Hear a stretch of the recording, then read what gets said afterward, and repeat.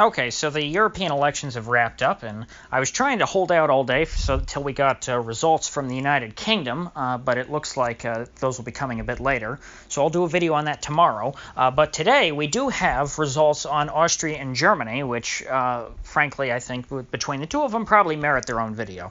Now, in Austria, things did not go the way I expected. The way that the polls went in Austria, the OVP, the Volkspartei, which is the center-right party, was in first place with about 29%. The Social Democrats were in second with 27%, but the Freedom Party, which is your Eurosceptic, right-wing party, they were polling quite well at 23%. But of course, the last polls were taken prior to a scandal which happened in the last couple weeks in Austria involving one of the top politicians in the Freedom Party, which basically it was a corruption scandal. He was on tape accepting a bribe from someone who he thought represented a Russian oligarch, and so of course this got into the media and said, "Oh my gosh, we knew all along. You guys are nothing but Russian puppets. You're paid for by the Kremlin." And so that was a big. It was a big pop mark on them, and obviously they had to eject the guy out of his post and resign, and there's going to be snap elections later. So I thought that this would hurt the entire coalition, considering that the entire government collapsed, and the Volkspartei is in a coalition with the Freedom Party. So I thought that the scandal with the Freedom Party would also negatively affect the Volkspartei. So therefore, yesterday I said that I predicted that the SPD would probably pick up a couple of points, not the SPD, the SPO, the Social Democrats would pick up a couple of points away from people who were disgusted with the right-wing coalition over this whole scandal with Russia, and that you would see both the Volkspartei and the Freedom Party losing some support versus how they were polling. But I thought that the Volkspartei would be hurt worse than the Freedom Party, because the Freedom Party voters are already I compared them kind of to Trump voters, in that they're kind of already disgusted with politics, and they won't be as fazed by much seeing one of their politicians act corruptly, since they kind of implicitly know that politicians in general are bad people, they're out to get us, and that you're not going to be able to avoid that kind of corruption. That analysis was clearly wrong, because what ended up happening here, and I have the preliminary results now, the OVP, which is the center-right party, the Volkspartei, they got 34.5% of the vote, which is about 5 percentage points better than they were polling before. So they were not hurt at all by this scandal. The folks who were hurt, were the folks in the Freedom Party, and the Freedom Party was polling at about 23%. They came in with about 19.7%. Oh, I'm sorry, that was the last election.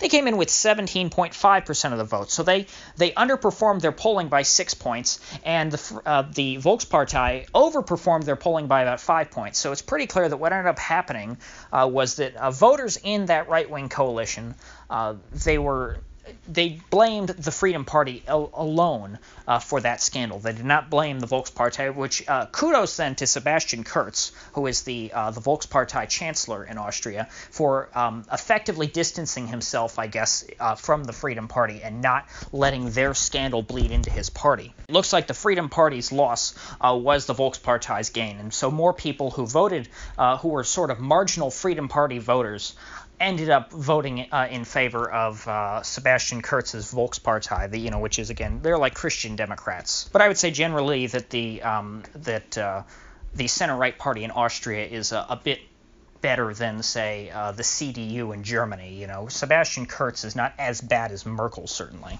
So, unfortunate that, you couldn't get the real Eurosceptics in there, but considering this scandal was so sudden, and that's kind of an aberration, it won't really affect the next election, I think that this is a pretty decent result for Austria under these circumstances. It's much better, say, than getting more Social Democrats and Greens in there who are 100% Europhilic to the core. Now, interestingly enough, when you compare this year's results in Austria against last year, the Volkspartei outperformed their last election by almost 10 points, about 7.5 points actually, because last time around they got about 27% of the vote. This time they got 34.5%. The Freedom Party actually lost support versus the last election, in which they did particularly well in 2014. They had 19.72% of the vote, and this time, of course, they got 17.5%. So they lost a little bit bit, but again, if it weren't for that scandal, I would have been shocked if they hadn't gained at least a couple points. And 17.5%, from what I understand, is still pretty good showing for the Freedom Party, historically speaking, even if it's worse than they did in 2014. Now, the left really has just stagnated in these past few years. The Social Democrats and the Greens barely moved at all. Actually, they lost a little bit of support. The Social Democrats went from 24% to down to 23.5%, and the Greens went down from 14.5% to 13.5%. But again, these are preliminary estimates from the EU, so that those might change and they might end up being exactly even with last time.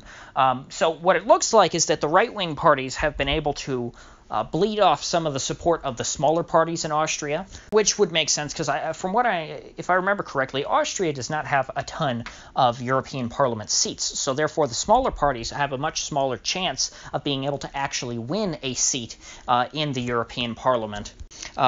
And so it makes sense that people would start giving up on some of the smaller parties that weren't able to win a seat in the last election, even if they support them more. But the good news for the right in general, even if it doesn't necessarily go specifically to the Eurosceptic Party, is that all these votes that were sapped away from these smaller parties went to the right. Because even though the Freedom Party did worse, the combined number of if you combine the support for the Freedom Party and the Volkspartei in 2014 versus 2019, they increased. And of course, if you combine the support for the Greens and the Social Democrats, they're even in both 2014 and 2019.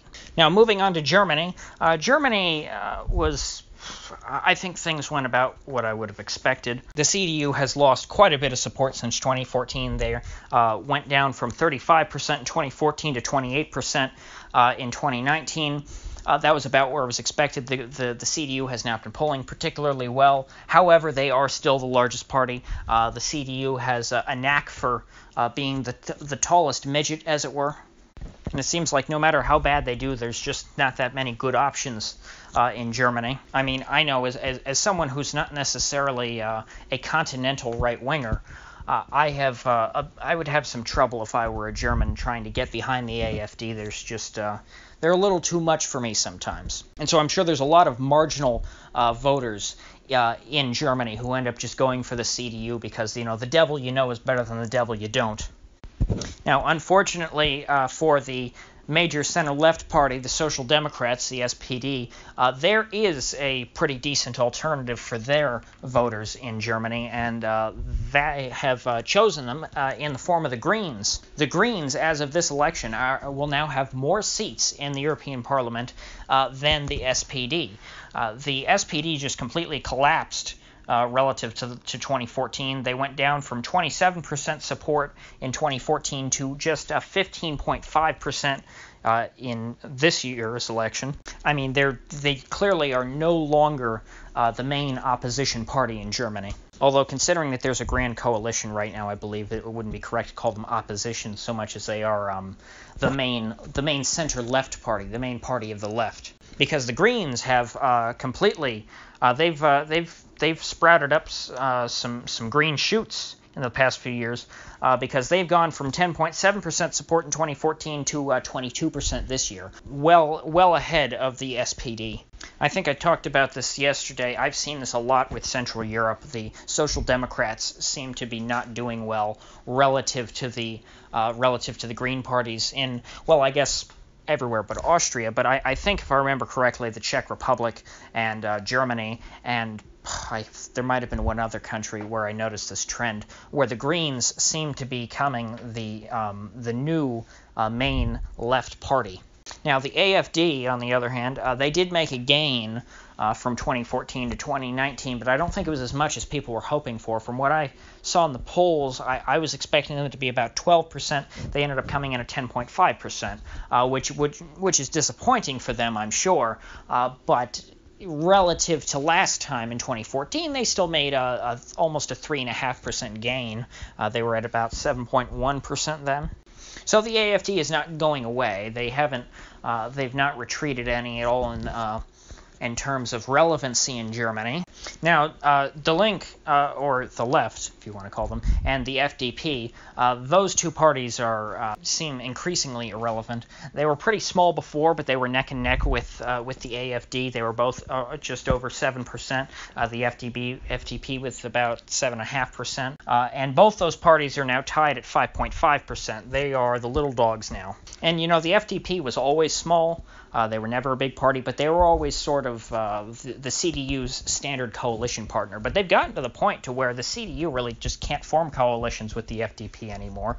The FDP is too significant. There's no real reason to bring them in. They don't really offer many votes. And frankly, I mean, things are getting a bit crowded on the left. I don't know how De Link is going to stick around if the Greens really are going to become this new home for the left as a decent alternative to the Social Democrats. Perhaps the Greens are going to try and be more centrist now, and so De Link can kind of come in, and maybe the SPD will collapse and De Link will become the new principled left party, and the Greens will become the establishment left party. But as it is, it certainly seems that, like, as far as the alternative to the SPDs go, the Greens have really sucked a lot of the oxygen out of the air and made things difficult for De Link. The mass exodus from the SPD has not benefited De Link at all.